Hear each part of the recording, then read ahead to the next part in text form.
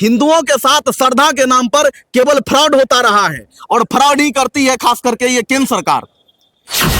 आप पूछिए उस केंद्र सरकार से, जब वो नहीं थे सत्ता में तो भारत में बीफ फैक्ट्री कितनी थी और वर्तमान में बीफ फैक्ट्री कितनी है। और वो तो इतना बेशरम है, वो कहते हैं कि जो लोग जाते हैं बोलबम यात्रा में, देवनगर जो लोग जाते हैं यात्रा में, उसके रास्ता में जो भी आदमी ठेला लगा के पानपुरिया बेचते हैं वो अपना नाम लिखे ताकि उसके साथ हम धर्म के आधार पर भेदभाव कर सके। हमने सुना आज ही एक प्रज्ञा मिश्रा नाम के पत्रकार है उत्तर प्रदेश की, उसने वो बता रही थी कि सरकार, केंद्र सरकार का जो लक्ष्य है कुंभ मेला के माध्यम से करीब 2 लाख करोड़ रुपए वसूली करने का है। और आप मेरा विश्वास कीजिए, अगर मोदी जी राम मंदिर बनवाए होते और उसमें उसका हाथ होता तो वो कभी भी फैजाबाद लोकसभा नहीं हारते।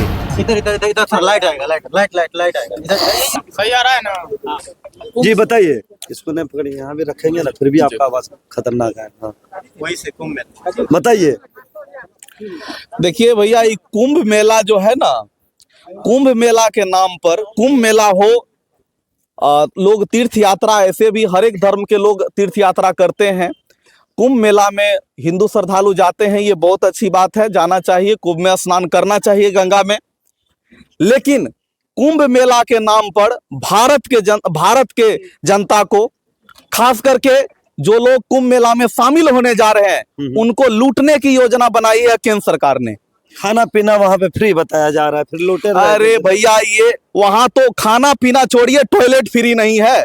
पहले पूछिए ना कि 45 करोड़ लोग आ रहे हैं, 45 करोड़ लोग अगर वहां आ रहे हैं तो 45 करोड़ लोगों के लिए कितनी टॉयलेट की व्यवस्था की है सरकार ने वहां पर? क्या वहां महिलाओं के लिए अलग से शौचालय का व्यवस्था है? और है तक कितने जगहों पर है?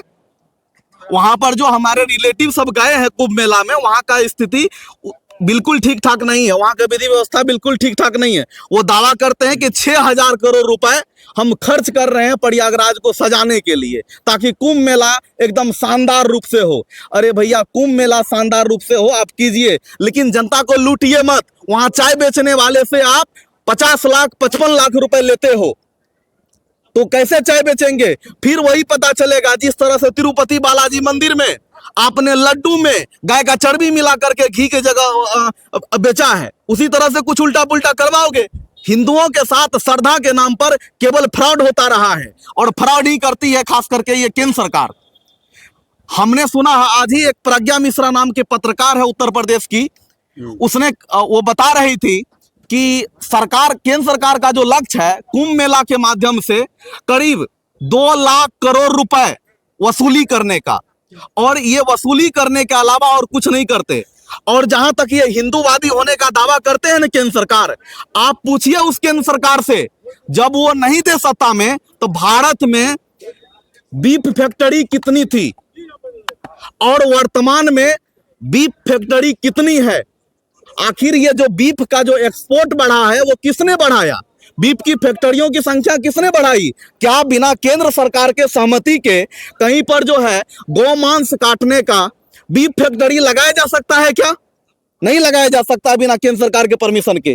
तो फिर बीफ एक्सपोर्ट में इंडिया नंबर 2 पे कैसे पहुंच गया? क्यों आज पूरी दुनिया में नंबर 2 पोजीशन पर है? आप अगर हिंदूवादी बनते हो तो आपको चाहिए कि बीफ फैक्ट्री को बंद करो, क्यों नहीं करते? हमारे फोरबिसगंज में, लेकिन योगी जी तो पूरे उत्तर प्रदेश में जो बंद करवाने का पूरे ऐलान कर दिया, बीच में बंद भी हो गया था, काफी बंद करवाया। अरे भैया, वो बिल्कुल फ्रॉड वाली बात है। बीफ फैक्ट्री को बंद नहीं करवाया योगी जी ने। योगी जी ने जो बंद करवाया था वो जो छोटे मोटे दुकानदार भाई सब जो खस्सी वस्सी काट करके बेचते थे, मुर्गा काट के बेचते थे, जैसे तैसे अपना रोजी रोटी चलाते थे, उनको बंद करवाया उसने।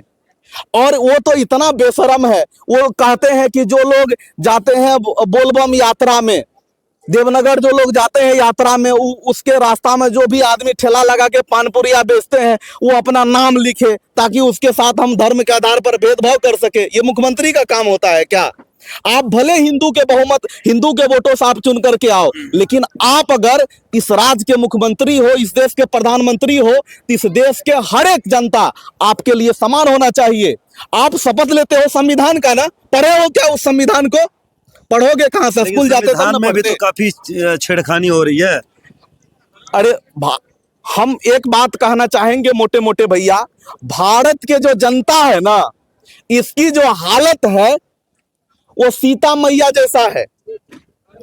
राज चाहे राम का हो या रावण का, सीता मैया को वनवास में ही रहना पड़ा था।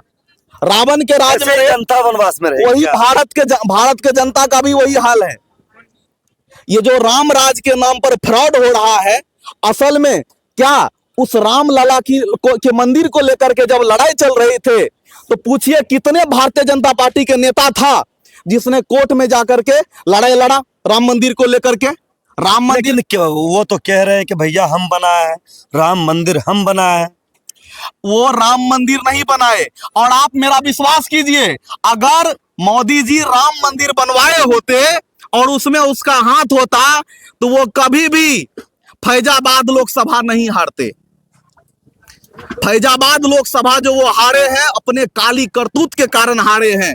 हम लोग बिहार में हैं, हम लोग अयोध्या से दूर हैं, हम लोग उतनी बात नहीं जानते। आपको ज्यादा अच्छा से आपके पड़ोसी जानते होंगे, हमको ज्यादा अच्छा से मेरे पड़ोसी जानते होंगे। उसी तरह से राम भगवान के नाम पर किस तरह से फ्रॉड किया है केंद्र सरकार ने, उसको अयोध्या के जनता ने अच्छा से देखा है, परखा है, और इसलिए अयोध्या फैजाबाद लोकसभा से हड़ा करके उसको भेजा है। और जहां जहां भगवान राम को लेकर के जहां जहां मंदिर है, वो सभी लोकसभा सीट पर मोदी जी हारे हैं, उसका पार्टी हारा है। बिहार विधानसभा को लेकर के जो काफी चर्चा का विषय बना हुआ है कि अब की बार जो नीतीश कुमार एनडीए की सरकार के साथ फिर से लड़ने जा रही है, क्या लगता है कि नीतीश कुमार बाजी मार पाएंगे या नहीं? आप लोगों का मुद्दा क्या क्या है? भैया हमारा तो बस इतने मुद्दा है कि बिहार में सबसे पहले प्रशासनिक व्यवस्था ठीक कीजिए। दूसरा ये है कि हमारे यहाँ बहुत ज्यादा लोग कृषि पेशा में है, तो यहाँ पर कृषि आधारित इंडस्ट्रीज लगाइए, यहाँ पर उद्योग का विकास कीजिए। बिहार के बहुत सारे भाई हमारे प्रवासी मजदूर के रूप में दूसरे राज्य में जाते हैं काम करने के लिए, वहाँ उन्हें गाली सुनना पड़ता है, वहाँ ट्रेन में ठूस ठूस के जाने में उनकी जान चली जाती है। फिर तो सरकार तो उनको पैसा दे रही है ना, क्या नाम है, अभी उद्योग लोन के तहत सूक्ष्म लोन जो है उसके माध्यम से काफी तरीके से बिहार के बच्चे को लोन दे रही है सरकार। भैया ये जो युवा उद्यमी योजना दिया है नीतीश कुमार ने, मैं उनके लिए उनको धन्यवाद कहता हूं, लेकिन उसका जो ये युवा उद्यमी चलाने का तरीका है ना, वो गंदा है। युवा उद्यमी योजना के बदौलत कितने युवाओं का भविष्य बदला है। मुझे आप 100 आदमी जो युवा उद्यमी योजना का लाभ लिए, मुझे आप देख करके बताइए कितना ऐसा है जिसका उद्यम अभी चल रहा है। शायद 100 में से 5 लोग भी अपना उद्यम जारी नहीं रखे हैं। वो सिर्फ एक फ्रॉड है, उसमें अधिकारियों को पैसा मिलता है, उसमें जो मशीन बनाने वाली कंपनी है उनको पैसा मिलता है, और उसमें जो युवा है जिनके नाम पर वो उद्यमी योजना पास होता है, उनके पास लाख रुपए भी नहीं बचते जो उद्यम चला सकेंगे। क्या लगता है पूरा तरह से कोलैप्स है ये। तेजस्वी यादव अब की बार आप लोग क्या मानसा बनाए तेजस्वी यादव को लेकर के? तेजस्वी यादव को लेकर के हमें यही कहना है, बिहार का वो उगता हुआ सूरज है, पूरा बिहार को उससे उम्मीद है। मुझे भी उससे उम्मीद है कि हमारे जो बहुत सारे भाई बेरोजगार हैं, उनको लेकर के तेजस्वी जी ने पहले वादा किया था कि हम 10 लाख नौकरी देने का काम करेंगे। मुख्यमंत्री बनते ही, मुख्यमंत्री तो वो नहीं बन पाए, उप मुख्यमंत्री बने, फिर भी 17 महीने के शासन में उसने 5 लाख नौकरी देने का काम किया। मैं इसके लिए तेजस्वी भैया को बहुत बहुत धन्यवाद देता हूं, और साथ ही उनसे हमें बहुत उम्मीद है, बिहार को बहुत उम्मीद है। पूरा सिर्फ भैया बिहार के सिर्फ जनता ही नहीं, आप इनके अलावे आप अगर किसी भी प्रदेश में जाकर के बात कीजिए, तो बिहार को अगर बिहार का नेतृत्व करता अगर कोई है तो वो तेजस्वी जी ही है। बाकी सब जो है वो रिटायर्ड हो चुके हैं। इनको कैसे किस नज़र से देखते हैं जो पासवान जी आपके हैं? भैया पासवान जी भैया चिराग पासवान जी, वो उनको हम बहुत अच्छा नजरिए से देखते हैं। लेकिन भैया जब तक ना आप, हम चिराग भैया को यही संदेश देना चाहेंगे, आप जिनके साथ जुड़े हैं वो पार्टी परजीवी है, पैरासाइट इंग्लिश में बोले तो।